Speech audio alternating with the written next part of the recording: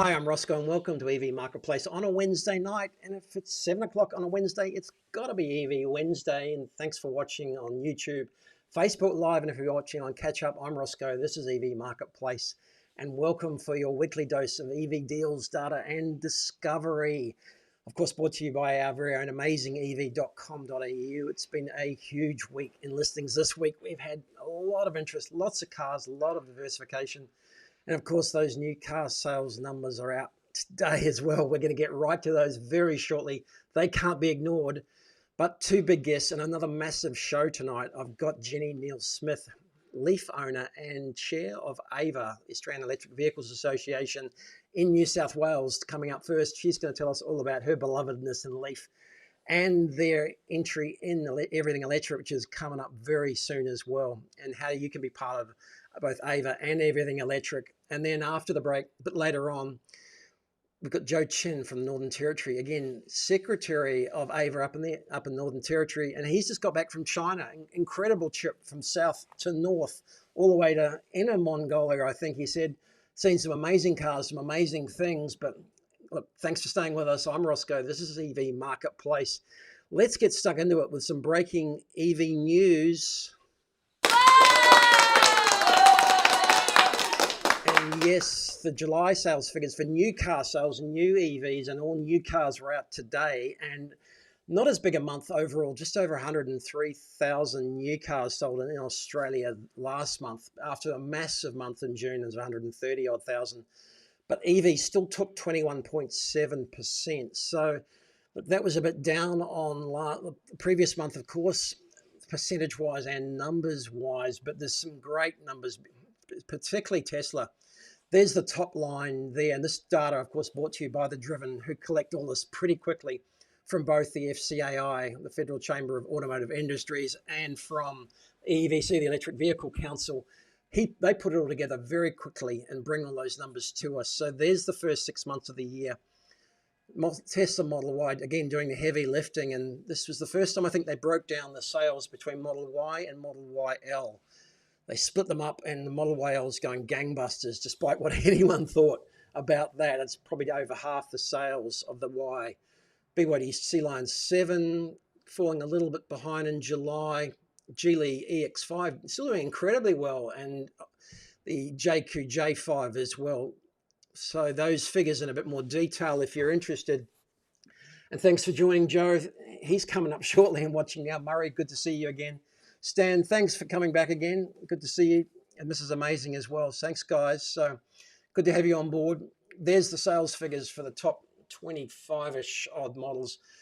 Great diversification. That's the main thing. I think the Tesla Model Y leading the way, BYD C-Line 7, the SUVs, the Geely EX5, JQ-J5, Zeekr 7X, they might have had high expectations, but still done really well.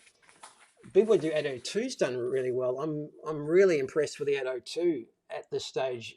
Again, Kia EV5. Atto 1 had a bit of a spurt earlier on, but come back a little bit. Kia EV3, nice numbers. BYD Atto 3 still going really well. A couple of upgrades. The sedans, the Seal and Model 3, not as good, but yeah, great spread there. Great diversification. MGs, old and new, MG4s, and then new MG4s, old MG4s, GWM Aura, and the new Aura 5 as well. So great numbers there, and it's just a pity, I guess, that the FCAI, the chief peak body, can't celebrate these numbers with a little bit more excitement, the same excitement we do in the EV industry, because it's just, look, charges, as they expressed in their quote here, are always going to be a problem. But I guess if they looked at the numbers, they might see that probably 80 to 85% of people charge at home and have got that problem solved. And yeah, there's going to be peak problems.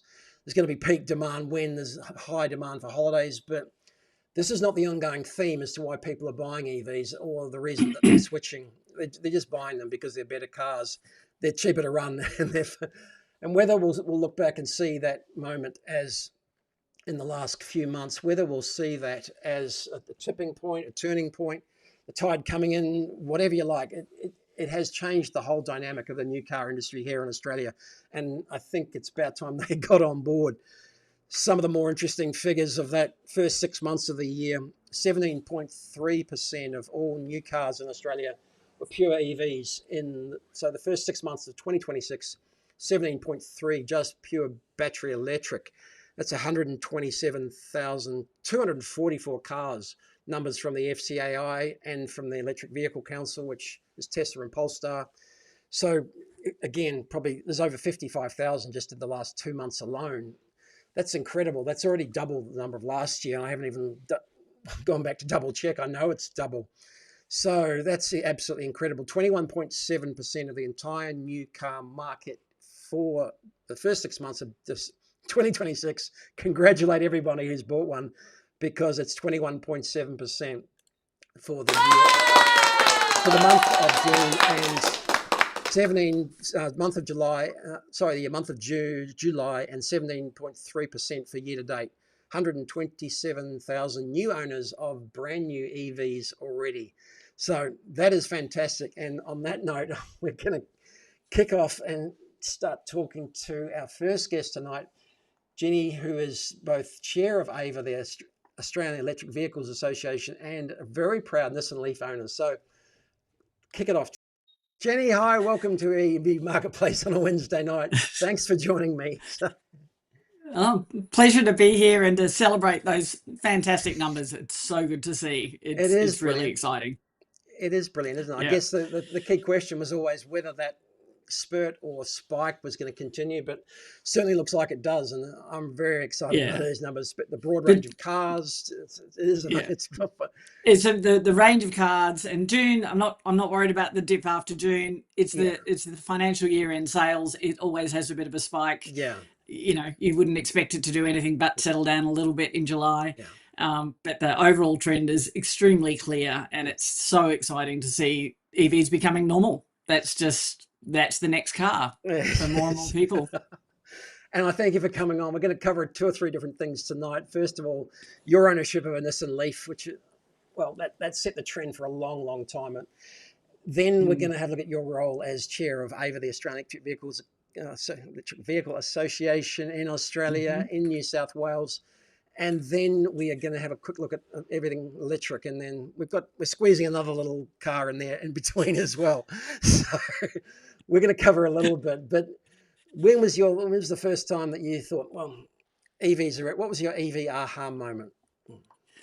The aha moment was really listening to a podcast review of the Kona. Back in about 2018. And we were approaching needing another car. So that was a sort of, you know, it was, we thought we're going to have to buy another car sometime in the next 6 months. And I was I'd started tuning into the Driven, and they had, 30-minute, him in the car talking about it. And I thought, this just sounds like a regular car. And how they're using it is exactly, we bought it as a metropolitan city car, could drive, and we could charge at home. And I thought, this sounds so doable. I'd also was a bit of a nerd around Tony Seba, who's a futurist who talks about, all that sort of stuff. And feel free to go down that rabbit hole, any of your listeners. So I knew that EV cars were coming. My husband and son were probably both Tesla fanboys back then too. So, but it was the podcast about the Kona, and when I then went looking, there were really only 3 family passenger cars on the market at the time that were sensible within the average person's price range. That was the Model 3, the Kona, and the Nissan Leaf. And then the Nissan Leaf, because I've been listening to Tony Seaver and doing the futurist stuff, had vehicle to grid built in standard, ready to go. Way back then. I know it's not new, is it? No, it's No, it's been around. They designed it from the get-go to have it. There's some really cool stuff in Japan where they use it for emergency services, all that sort of cool thing. And so I did the test drive on the Nissan Leaf and was sold basically instantly. It had everything we needed, legroom in the back for big teenagers. It was a soccer mum car basically, and it's coming up for its 7th anniversary in a couple of weeks. And here she is, and here's the proud mother. Here's the proud mum. I assume it's a she. Does it have a name? It does not. Okay. No, it's just the Leaf. It's just the Leaf. That's sweet. That's sweet enough. I know it is amazing if you do look back on the history. I think about 2019, 18 or 19. It was the second or first or second highest selling EV. They sold close to 1 million of them. And then it was just slipped behind the Tesla Model 3 by about 20, only as recently as 2020. So it is amazing the history on these cars. It was such a popular car. And when and how did you acquire this one? So I did buy it new from the dealer in Zetland at the time, and I picked the dealer that had he said he'd been trained up with the technicians for the battery support. Yeah. He's now out of business and gone, by the way. But the Leaf is going fine, and that's one thing now. 7 years on, the service costs are nothing. Yeah, I had one issue on the battery in the first 18 months, fully covered under warranty. Had a loaner car the whole time. It was the middle of COVID, and literally had nothing other than tires and windscreen wipers since then. That's it. We'll get to that because I was curious about servicing on this, and because I hadn't spoken to many people, but there she is there, and look, here's proof that the parking brake does work. You were telling me about the brake earlier. So.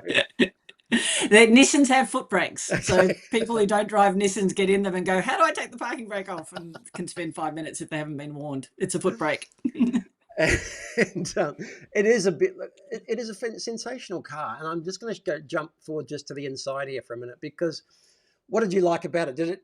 For me, it feels like a normal car, and it looked a bit like a normal car as well. And that was one of my criteria was I wanted to be able to get in the car and drive it without opening a manual to find out how to do a window. And, and I don't, certain cars at time, as other people will be familiar now, I don't want to have to go through a drop-down menu to turn the air conditioning on, or to open or close a window, or to untake the child locks off the back door. I like buttons, and it's a certain, and when I'm out on events, and if you want buttons and you want to be able to, I want it to be like a rental car. You can just sit in it and know how it goes.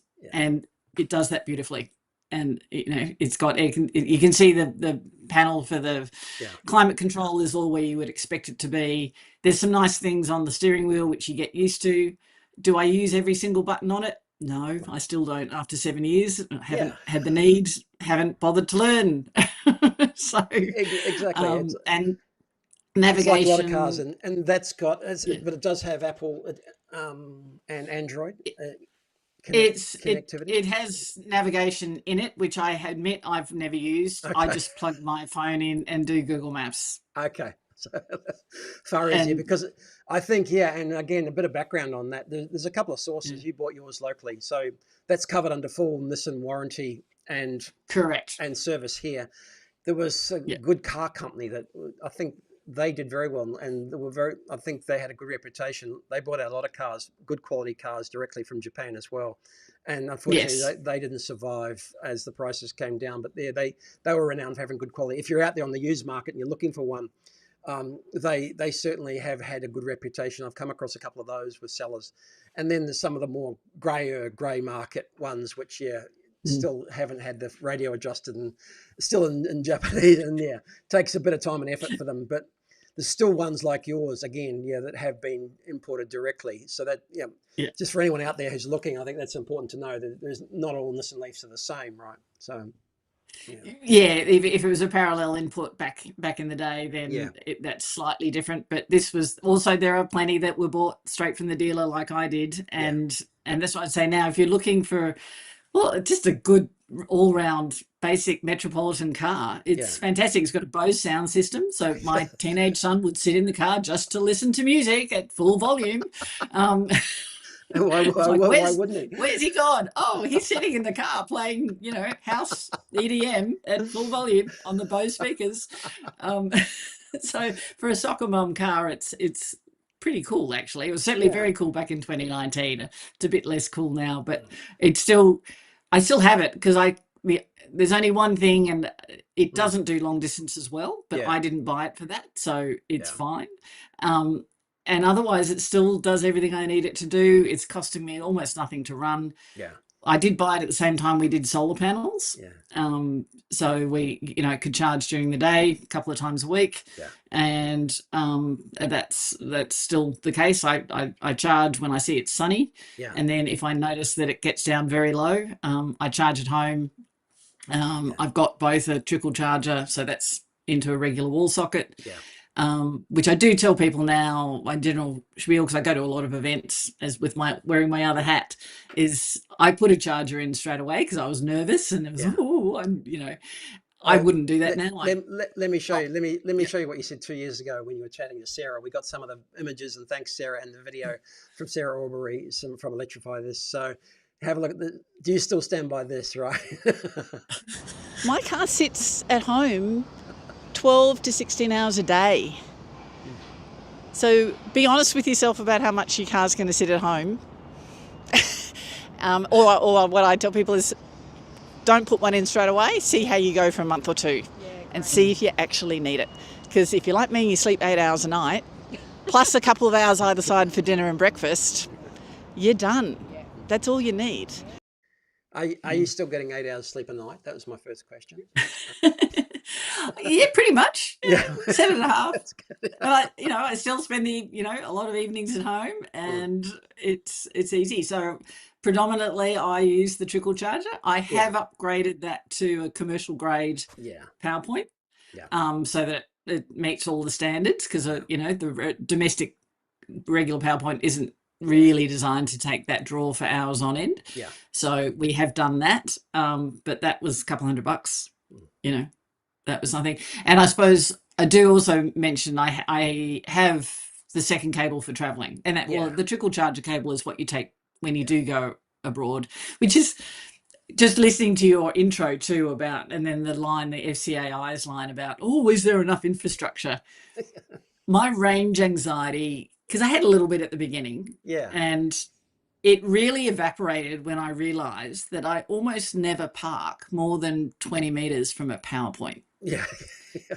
Exactly. Right. So fuel is everywhere if you're driving an electric vehicle. It's literally everywhere. Exactly. And I think we're going to touch on it later. My husband's car is a very different beast. It is electric.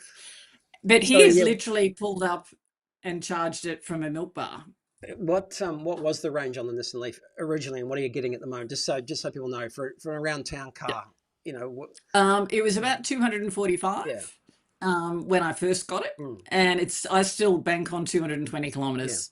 Because some of the smaller cars that are coming out now, and we're going to look at one a bit later on, have got that 200 and 250 range, and it's been called out a bit as not being enough. But at the end of the day, if it's a second car or just a round town car, that is absolutely plenty, right? You don't have to be worried about only 200 or 250k range. I think they've done that. The average person does a 35 kilometres a day. Yeah. That's what you actually do. And so that rare occasion that something else, you think about it for a minute extra. And there's some nuances for anyone looking at a Nissan Leaf, and we love them and they are getting cheaper. They are getting cheaper, and they're still out there, and people are selling them, they're buying them, they're using them as first, second cars. There's a bit of a nuance on the charging that you overcame. So the DC charging is an old standard that's now been that's not standard in Australia anymore. So the plug wars are over. Everything you buy new, don't worry about it. Yeah. But it has one of the old standards out of Japan. Yeah. And thanks to being a member of AEVA and finding a lot of really useful into people who are a lot nerdier than I now have an adapter.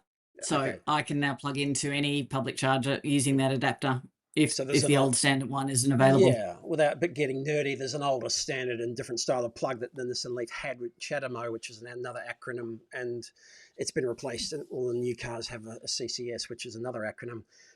But there is an adapter to change over when you need to go DC charging. But for home charging, it's not a problem. You've got a cable, you plug it in, no problem at home, yeah? Correct. Yep. Okay. Yep. And so I have a trickle charger, which I use most of the time. I do have the 7 kilowatts faster charger. So that's, it's an AC charger. Sorry to use acronyms. It's faster than a trickle charger, but not as fast as a very fast charger on a highway. And it does have a spare tire. If anyone wants a spare tire. And this is funny. particularly people who do regional driving, who I've spoken to, and they're like, it must have a real spare tire, not one of these, fancy ones.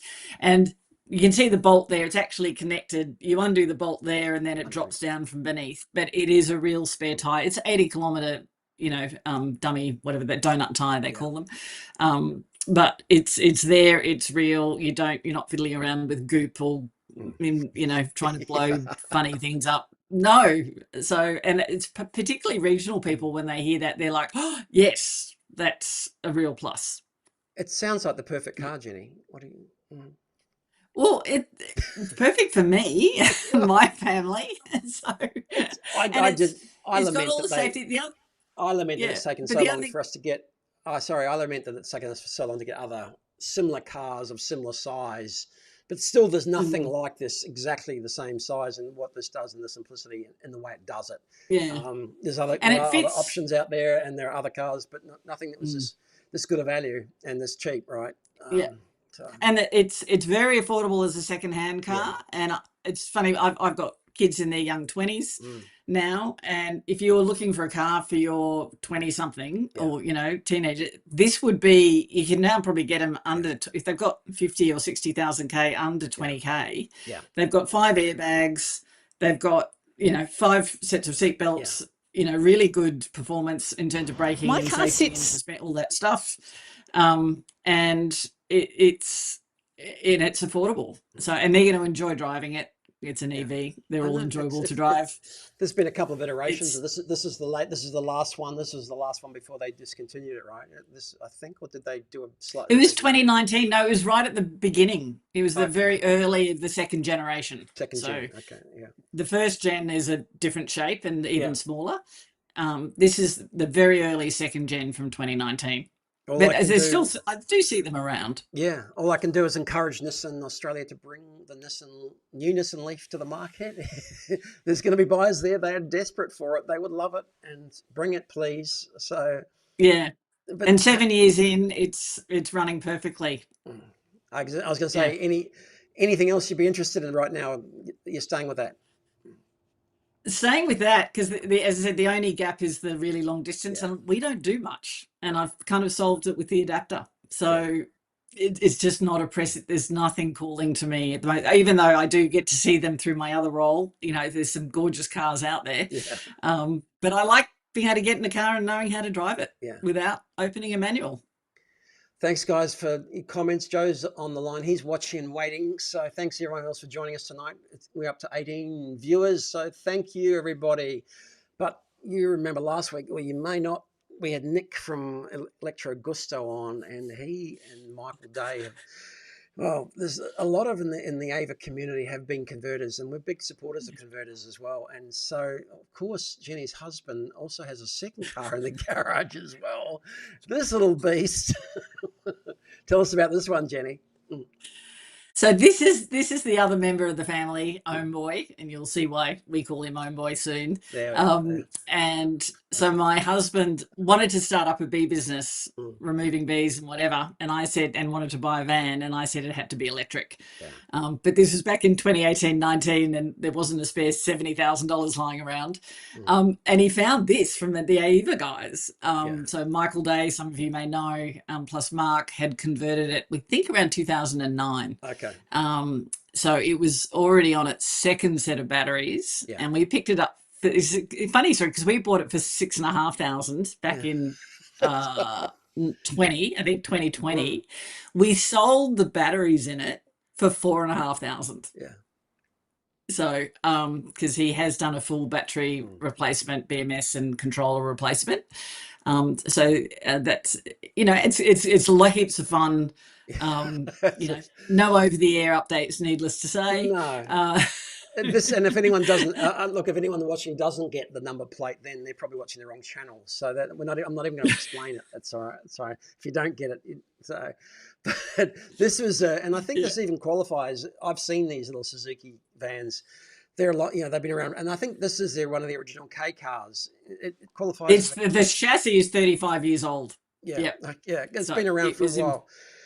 In New Zealand, where I'm from, many moons ago, Suzuki set up a kit set factory in my hometown of Wanganui and imported boxes of parts and actually started building these. And it hasn't really changed much from about 40 years ago, this basic design. So, yeah, I'm reasonably familiar with them. They actually assembled and built this car from scratch.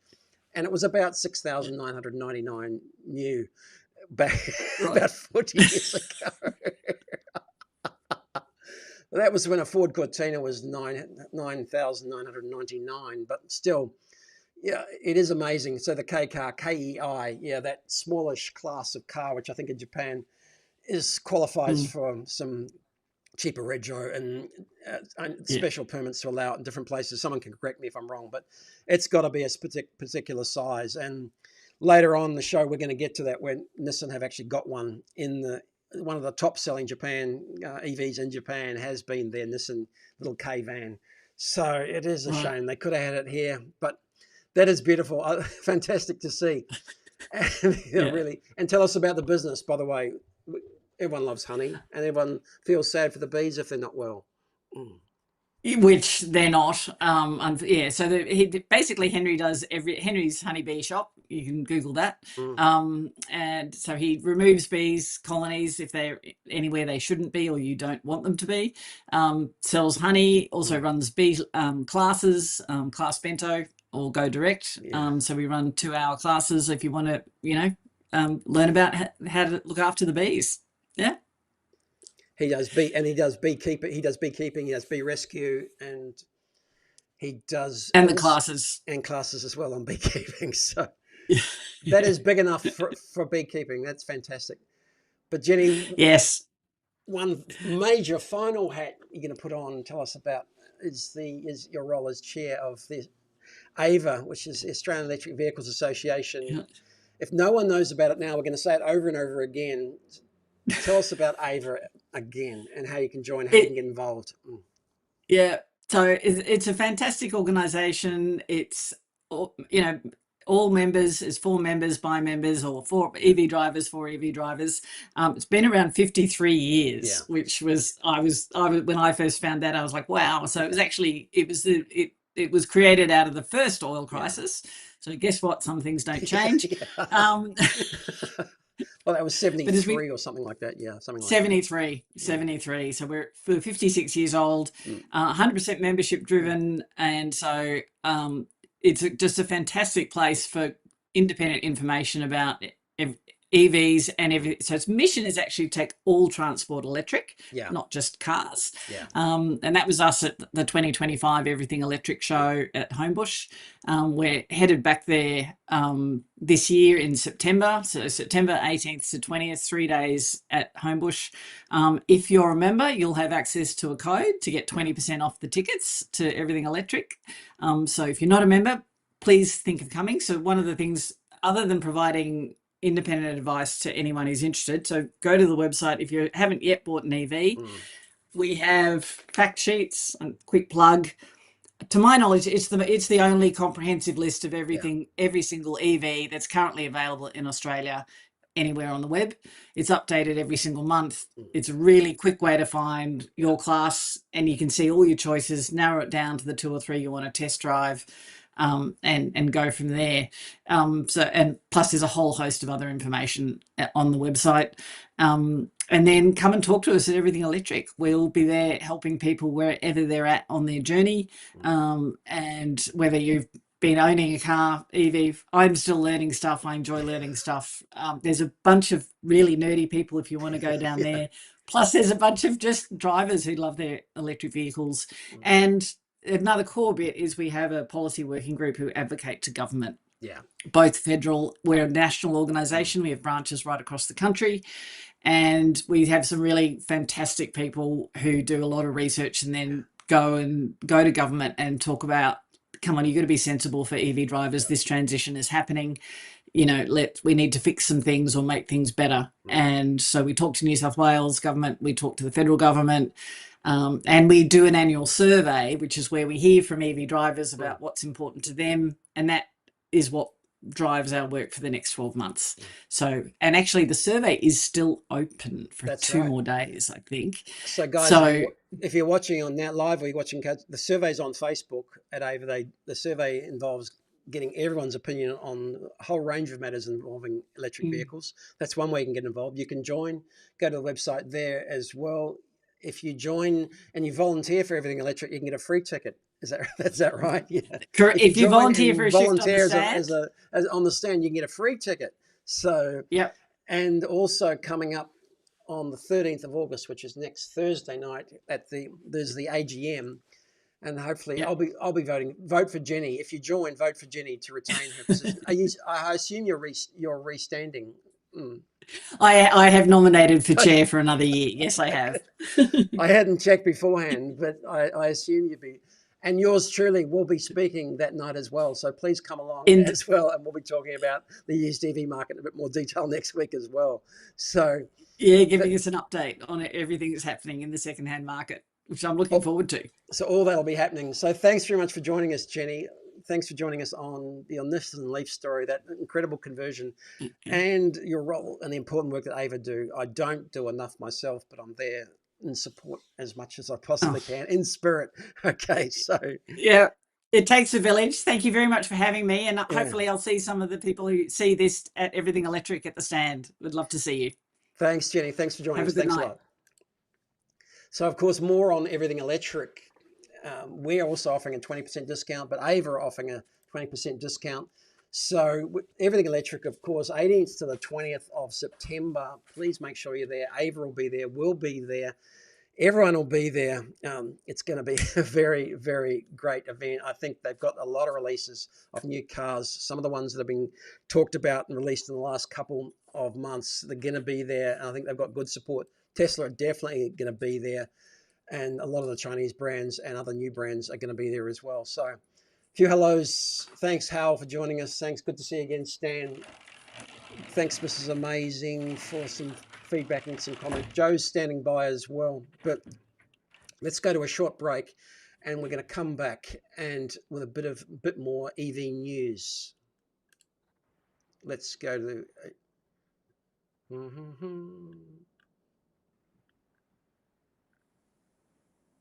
Let's go to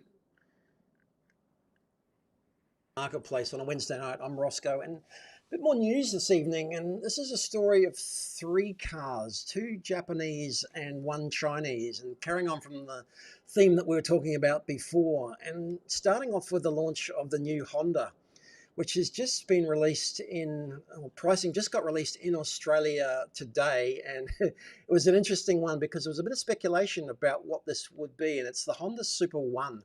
It is another K car, and it's a very tiny little Honda. Honda's commitment to EVs has been questionable. They've been up and down overseas. I think they've just pulled investment from the US market. They pulled their concept cars, but they committed to bring this Honda One to both the UK and the Australian market. And of course, it's not the first time Honda have had a little K car. It's all electric, but it's not the first time they've had a little K car. Remember the Honda E, probably 5 or 6 years ago, launched to much fanfare again in the UK and came in limited numbers here. Probably had too small a battery. It was probably too expensive. But I don't know. What do you think in terms of the design between, for a start, the Honda One and the Honda E? For me, I think the Honda One is a better looking design. I think they've gone backwards. I think the Honda One is a little bit of a souped up existing K car that's probably made a bit of an effort to try a little bit harder. And when you see the price that they've released it at, you'll see what I'm talking about, because I'm not sure if it's going to stack up in the whole scheme of things. But as usual, it's always a tricky business with Honda. But I, for one, love that Honda E. We've had one for sale at Amazing EV. And I think a couple of people I know have owned one. I think Nathan Gore Brown, AVA member up in Queensland, owned one and actually bought one. A couple of other guys. I really like them. There's some big fan base in the UK as well. But yeah, they've gone in a different direction. And funny, the interesting thing was there's a lot of speculation about the price, because this is probably about Insta size. And I guess, insta quality, but Honda would claim this is probably a different target, different style. But there was a lot of speculation about the price because this is a pretty cheap car in Japan. And this came out, this was leaked on Reddit about a week ago and brought out in an article in one of the local publications here. And they had a price of $38,900. Now, Honda apparently went through a very rigorous process of surveying the market to try and get a feel for what the right price should be, because this is pretty steep. There's no doubt about it. Compared to what's coming in at the low 30s and what you can get from China in the low 30s, this is still pretty steep. This is a K car by all specifications. There's no doubt about it. It's tiny. If you've seen the Insta on the road, that's about the size of it. But as it turned out, this was a mistake. This was a leak, and Honda denied this was going to be the price. We finally got the press release out today, and this is what it looks like. This is the price that it's coming at. The Honda Super one price drive away, $36,900 in the base model version. So a lot better than what they expected, but still at the higher end. Again, I don't know what you guys think, but the Honda one, the 801's looking at better in terms of value than this one. You're going to have to be a real Honda fan to love this one. I think they have said, look, are saying that this one is only about 1,000 kilos. It's going to have a battery of probably less than, I think, the battery is a 29.6 kilowatt hour battery. It's going to have a range of about 250 Ks and weighing just under 1,100 kilos. So again, they're taking pre-orders now. I'm a little bit skeptical about the value proposition on this one, if I can be polite. Don saying, yeah, it should have been priced about the same as an 801. I just think that late 30s mark is just hitting the mark completely.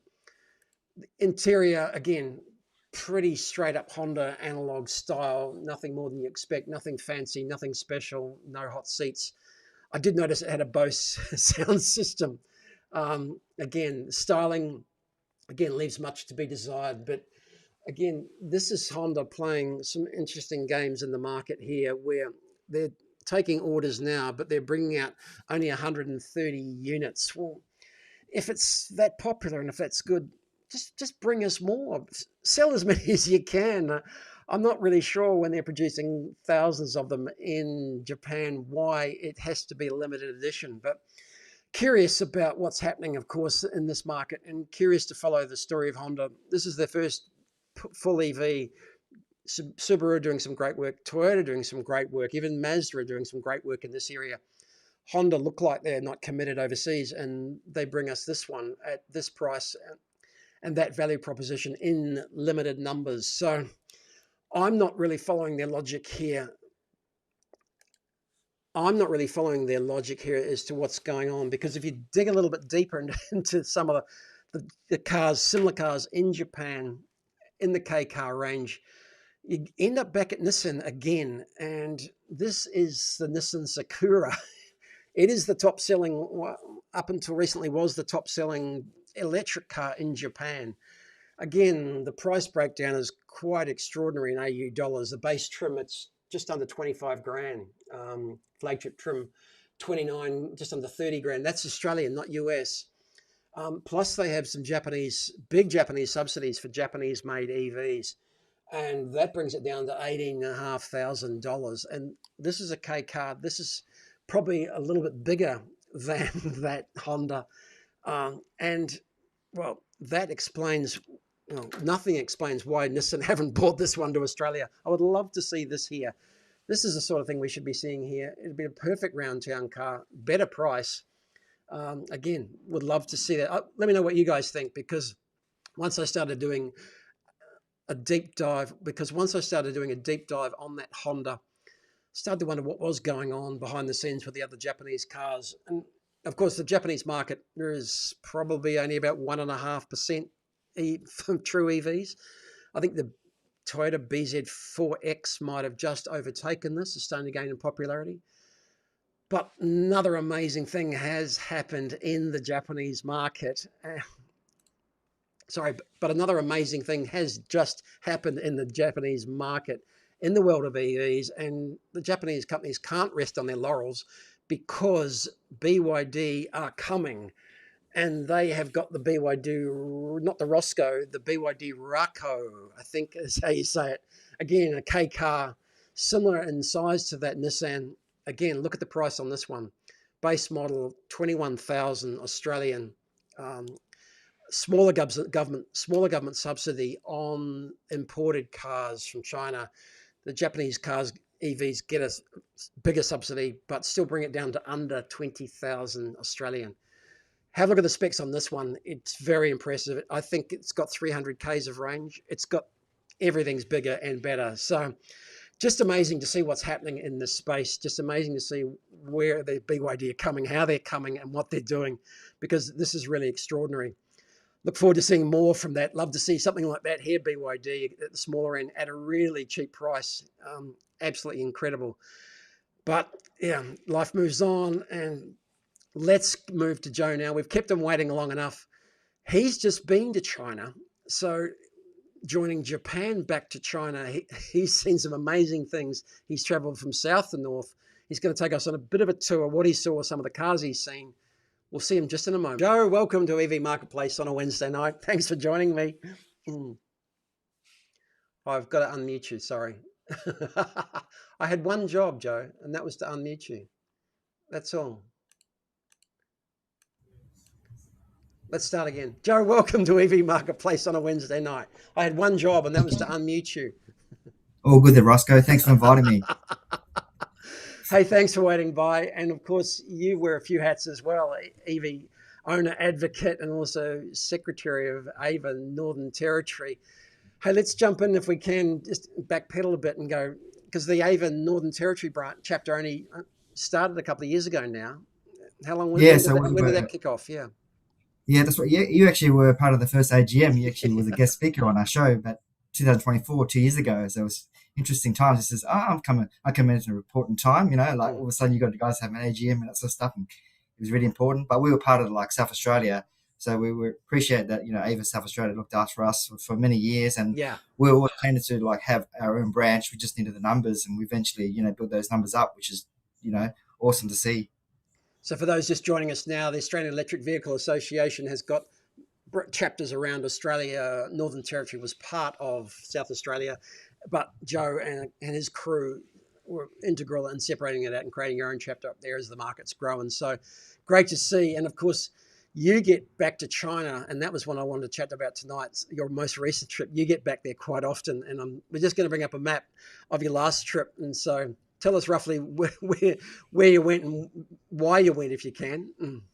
Yeah, no, definitely, Roscoe. I actually probably travel more China than I do Australia. Yeah. The last time I travelled Australia was back in during COVID period, which I couldn't go to China at all. So I try to get back to China every 6 months to visit family.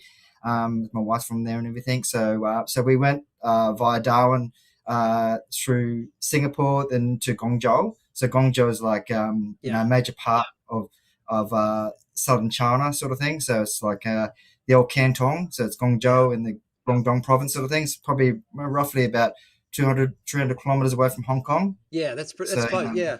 You don't realize, until you look at the map, you don't sort of start to get a picture of where Hong Kong is relative to everything else. Yeah. So. Yeah, that's right. So we were from Guangzhou, Fasan. We're very close to Macau and we're very close to Hong Kong. So we can pretty much go those sort of places within 2 hours or so sort of thing. Yeah. And you fly straight into there from Darwin. Yeah. There is a direct flight, but the thing is, it's quite expensive at the moment. So we try to avoid that at this stage. It was southern China, so we go for Singapore Airlines by Singapore, then to Guangzhou that way. Okay, that's cool. That's good. And we're going to jump straight in because you've seen some incredible things, and of course, having your interest in EVs means that you're always on your eye out for EVs as well. And the first thing we chatted about was the whole concept of the shopping centre shops or shopping centre style of shopping for EVs in China, which again is sort of here, but it's pretty popular over there. What have you seen so far? Yeah, so when you go to a shopping center, you always see like pop-up stores. You see like in the ground floors, you always see like, Chinese manufacturers are trying to like get that edge and try to like show off their vehicles if they can. So every shopping center you go to, you see different brands all the time, and you see like this one way, which I haven't really researched at all. So, and you see like Zeekr, you see Xpeng, you see Tesla trying to get into there. Funny thing is, you don't see like BYD doing their shops because I think it's just a well-known brand over there. So there's no need for them to do the shop fronts. But you do have dealerships out there, sort of thing. So it's interesting to see. So it's a bit like a pop-up store for some of them to get the brand out there in the shopping centres. So it's just plenty of crowds, plenty of people looking at them all the time. Yeah, looking at them all the time. Sometimes you have like you have these sort of festivals and like nightclub sort of places like a festival park.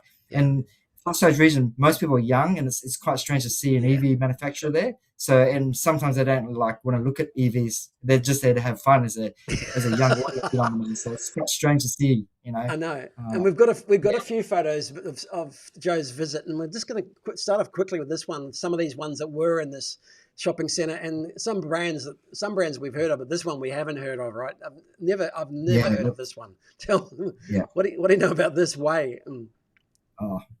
This way I've only like seen it like pop up every now and then, but haven't really researched it going forward. Oh, that's right. That's I caught you out. It looks like it's like focused on like SUVs and sort of the van type vehicles, because they had like 2 shots of that place. So it's like, it kind of reminded me of like a Denza sort of thing. Okay. Yeah. We'll do some research on that one because I've never heard of them. Who owns that one as well? But Li Auto, we haven't had here as well, or it doesn't look like it's coming here. Any word on Li Auto? Yep. So Li Auto is it's something which I've done in the past. Like actually like promoted like some videos with the Li Auto store, and they're pretty prominent in China. I actually would like to see Li Autos actually come to the Australian market, because I actually put them like on face value, same as like Zeekr. Okay. So they've got a very luxury car. So it's very, very good. The seats are beautiful. Like interiors is beautiful. It's got the dash. You got the, you look at the kilometers. You got the wheel base, and like the wheel showing you the kilometers on there, and also on the screen as well. Yeah. They're trying to mimic what Zeekr's doing. So it's really good to see. It's very high. What sort of price is this one? Do you know any idea what sort of? It looks like a mid-size sedan. Maybe Model 3 size. You put premium in China sort of thing. So because my brother-in-law just bought a YU7, Xiaomi, and that cost him around 60,000 Australian. So how much? Sorry, 260,000 Australian. Wow, jeez. Yeah, it's expensive. Get some photos and go over next time you see him. Get some photos or some video of that one. We'd love to see that. That's right. So these cars you're probably going to pay around about 230,000 RMB. So you're looking at 60 to 80,000 Australian dollars. So it's basically that way. And this Dongfeng, again, they've got that in New Zealand, but no word here yet. I think I was talking to one of my colleagues in New Zealand now, and they've got Dongfeng in New Zealand, but any word? I don't think we've had any word of them coming here yet. Yeah, no word is yet coming here for Dongfeng yet, but it's good to see like Dongfeng out there with doing so many different cars out there. Yeah. So it's good, and seeing them like you see like GWM doing all the different brands as well in the EV space over there too. So it's good that Dongfeng's out there doing their thing and trying to like promote themselves going forward. So one of our listeners has researched it for us. Way is part of Great Wall Motors, so it's one of the Great Wall Motors brands. So. And we might come to that again. The question is which Chinese brands will survive the great consolidation. We'll get to that in a minute because the country is so big, and I know they do have policies to try and consolidate the brands in China, but it is so big and it's often regional in many ways that easier said than done. Do you think, Joe, in terms of any national policy to consolidate brands in China? Yep. So I've got a bit of background noise here. What were you trying to say? Do you think any word that they might be consolidating, or any national policy to consolidate the Chinese brands, given that there are so many regional differences as well? Have you seen the evidence of that yet? I think it's just like when you're talking about different brands like Like, will they all survive? Do you think they'll all survive? Whether there's any national policy to try and consolidate brands, have less brands? Do you think they'll all survive? I think at this stage, like researching it all, I think with the Chinese government, they're still giving that support to them initially, but there are companies that have folded, like Nia has been was folded, and after Nia's now came back, another buyer sort of thing. So it's all about now going forward. It's the battle of the fittest, really. You're going to see who's going to survive, who's not. I think really like the cars that are in the DD sort of brands, like doing the Ubers. They're probably going to survive because they're just getting these drivers buying their cars and using them on the road sort of thing. So and you've got to be smart about how you're going to market yourself, because I think like BYD, I think what they've done is like gone from doing a compact car all the way up to nice fancy luxury car. It's just where you got to have more varieties and that sort of stuff. So I think they're all going to try and do that going forward and see who's going to be surviving at the end of the day, sort of thing. And do you see many Xpeng over there? Yeah, I see Xpeng everywhere. So north and south, Xpeng's just there. So Xpeng will survive. So anybody that's scared about Xpeng in Australia, don't be scared, because Xpeng's just dominating in China. So it is interesting. So again, we're still in the shopping centre now, and I think that's an old P7 Xpeng, and that's the Mona that we saw here that was at one of the shows. I think Everything Electric last year. I think they brought, the local guys brought that Mona out. So do you see some of those? You see plenty of those Mona style, because there's an LO3 as well, which we've started to see. Yeah, LO3 with them back there and a few others. So you do see like a lot of Xpengs out there, sort of thing. So it's great to see, everywhere you look, it's an Xpeng everywhere, sort of thing. So. And that's from north to south, everywhere, or just mostly in the south. And I think south. As I said before, with Xpeng, they've got affordable cars, so they're going to survive. They're going to be they're going to be someone that's going to be a big player in 15 years going forward. I won't hold you to it, but I know what you're saying. You won't be held to that, but I know what you're saying. I know what you're saying there. Again, I get they need some reassurance. We need some reassurance here, because they've had so many ups and downs we just need to have a solid foundation of the company supporting Australia. And it's still going to be a bit of buyer beware in terms of, but a lot of people took different bets on different brands 2 or 3 years ago, Tesla included. And I think it's still the same situation. We're not going to have that same. There's not as much brand loyalty, but people have taken their decisions more on price in a lot of cases. But we're going to go back to the map. All right, so you're headed north, right? So you landed down south. So I went from Guangzhou train station. They took the high speed train up to Changsha. So, and Changsha was around about 670 kilometers away. Okay. And that's heading more north. The whole idea is try to get to a place that's cooler, but this was 40 degrees heat still.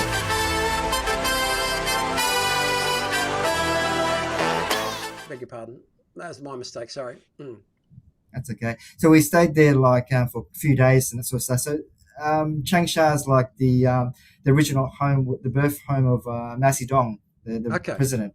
Yeah. So and that was the it's actually quite a modern city, and it's quite up to date sort of thing. It's hustling, bustling, full of EVs. And the funny thing you mentioned is that what I want to piggyback on before is the percentage of EVs was ICE. So in the Guangzhou region, it's probably about 30% compared to EVs compared to maybe with ICE, but in Changsha it's totally different. It's 50-50, which is great to see. EVs are really doing well over there. So again, different. It's not all the same everywhere. Different cities, different areas, different models, different levels of EV adoption. Look, we didn't go through the whole pictures of everything, because we could spend all night on focusing on some of the tourist aspects. Right. But suffice to say, there's no doubt that all these cities, from what I understand and from what you've told me, just incredibly built out, incredibly modern. Yeah, all the infrastructure's there. That fast train, you've been on those before? This is actually first time I've been on a fast train sort of thing. So so this is we've caught those sleeper trains before in the past. It took us 8-9 hours from Guangzhou to Beijing. Yeah. But this took only 2.5 hours, 600 kilometers to get to Guangzhou to Changsha, so it was pretty quick. That is amazing. I know it's cool. I mean, I guess it's pretty airy on it because you can't feel the speed, can you? I've been on a couple of Europe, and you just don't feel the speed, right? Yeah, that's right. You feel more relaxed than flying in a plane, sort of thing. It's just more easy going. You don't feel like any I don't feel any motion sickness and like that, which is good. So I enjoyed catching the high speed train. And then look, I wanted to jump to this quirky one and tell me where you saw this one here. What are they, and where did you see that?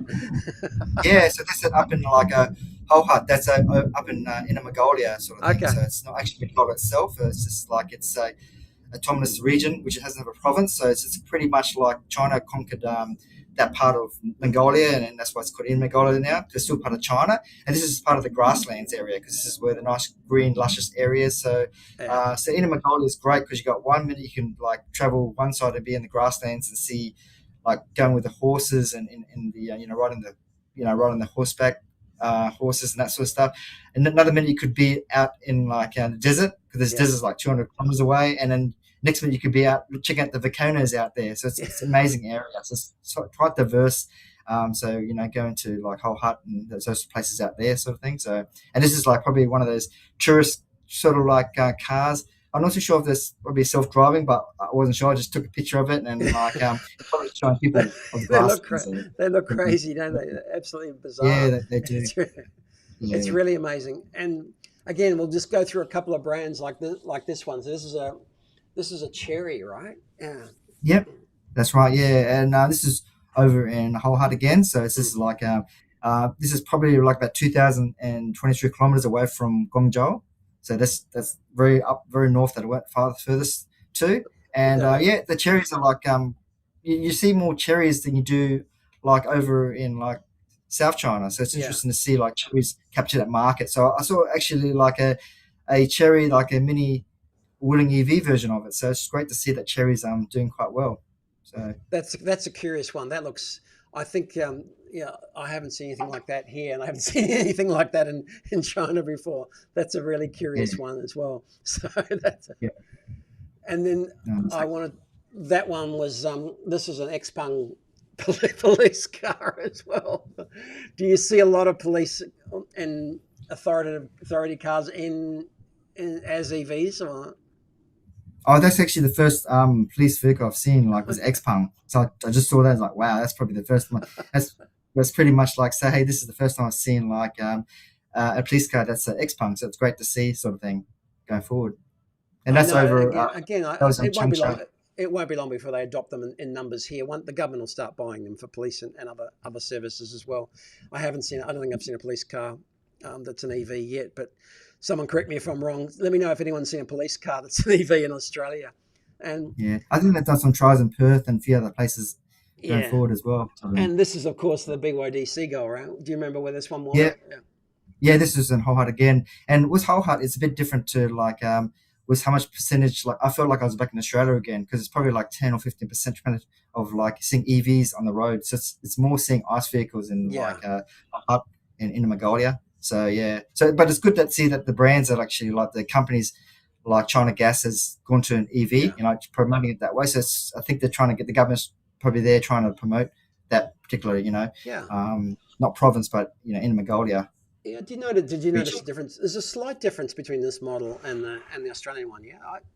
Yeah, looks some to me. It looks slightly better. The profile, not as high, but I can't pick what it is, what the difference is. But that looks it looks a bit more attractive to me in the styling on that one. Yeah, that's right, sort of thing. So and we're back up. We'll go back to the map. And then, so you were way up north there. That was, again... Yep, and Hohut in Mongolia. That's right. That middle train journey, where was that? Just jumping around here, but that next leg, how long did that take? So from Changsha to Taoyuan, I actually was doing that leg for around about 1,000 kilometers, sort of thing. So... Wow, and that was fast train as well. Yeah, that was fast train as well, sort of thing. So how long was that trip? Yeah. That trip there was it took about 7.5 hours. Wow. It was quite a long journey. Yeah. Any stops or straight through? Just like it's kept stopping at certain stations going forward, but that was like it would stop like for like 5 minutes and then go to the next one sort of thing. Straight away. So we could go to Wuhan and Zhongzhang and places like that going forward. It would stop for 5 minutes, pick up passengers. So it must be some amazing sights as you're traveling through into some of the cities that you go through as well along the way. So, yeah. You can next time take a video. You can put it on 7 hours on the train in China. You can put it on YouTube and people will watch it. I know you can just you record it all and it'd be pretty funny sort of going forward sort of thing.